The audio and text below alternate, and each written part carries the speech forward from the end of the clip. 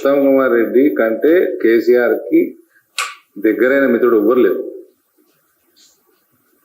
Is the closest friend. నా previous press meeting లో కూడా చెప్పిన మేము టికెట్లు మొత్తం 2018 కాంగ్రెస్ వి కేసీఆర్ డిస్ట్రిబ్యూట్ చేశాడు.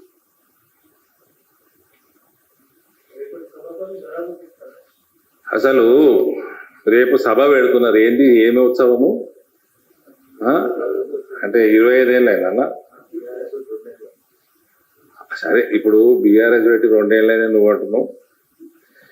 ఆయన కొడుకు ఆ కేసీఆర్ గదముక్కొని బిడ్డ కంటే ఎక్కువ తెలుసు నాకు వాళ్ళ పార్టీ వాళ్ళు పెట్టినప్పటి నుంచి.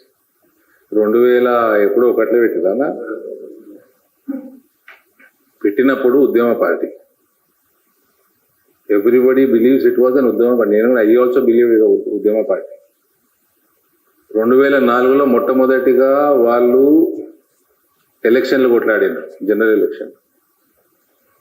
అప్పుడు కూడా నేను చెప్తున్నా ఉద్యమ పార్టీ.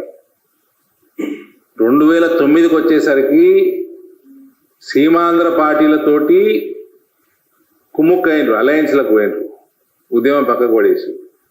అది పొలిటికల్ పార్టీగా రూపుదిద్దుకున్నప్పుడు 2009లో పొలిటికల్ పార్టీగా రూపుదిద్దుకుంది.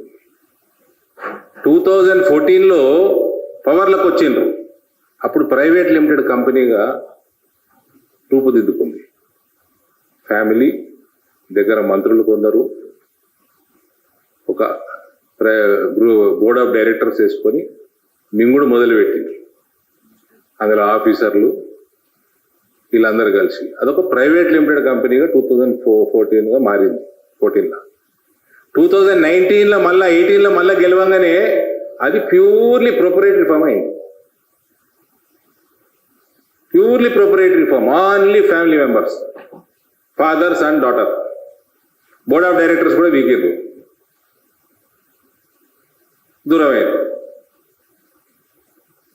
సో ఉద్యమ party, political party, private limited firm, then proprietary firm. 2023కి వచ్చేసరికి అసలు వీళ్ళు పార్టీ ఉద్యమం కోసం అయితే పెట్టినరో ఆ తెలంగాణ పదమే తీసేసి అసలు దీనికి బేసిక్ ఫౌండేషనే లేకుండా చేసేసారు. తెలంగాణకి వీళ్ళకి సంబంధమే లేదు. This is the journey of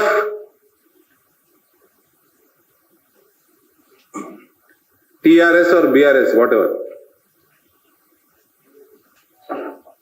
పుట్టినప్పుడు ఏదైతే పార్టీ ఉండనో ఇవాళ ఉన్నదానికి అసలు ఏమీ లింకు లేదు. బేసిక్ స్ట్రక్చర్నే మార్చేసారు వీళ్ళు.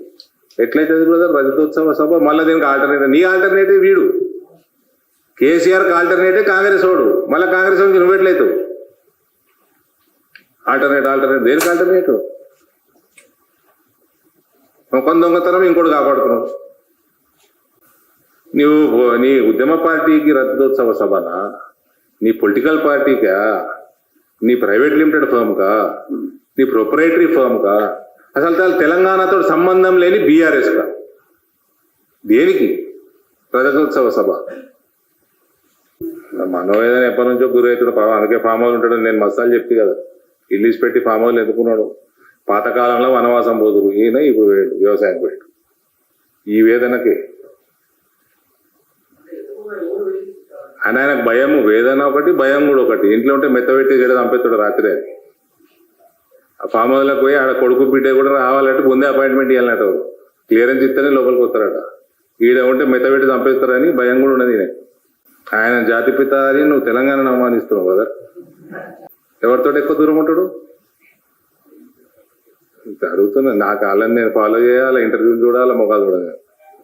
ఎవరితో ఎక్కువ దూరం ఉంటాడు? ఇప్పుడు రేపు సభకు వాళ్ళని పోతలేరు, ఎవరైనా పోతలేరా? ఒకళ్ళిద్దరు పోతలేదని విన్నా. దాన్ని బట్టి అర్థమైంది ఎవరితో ఎక్కువ ప్రమాదం ఉందని కేసీఆర్ అనుకుంటాడు. వాళ్ళు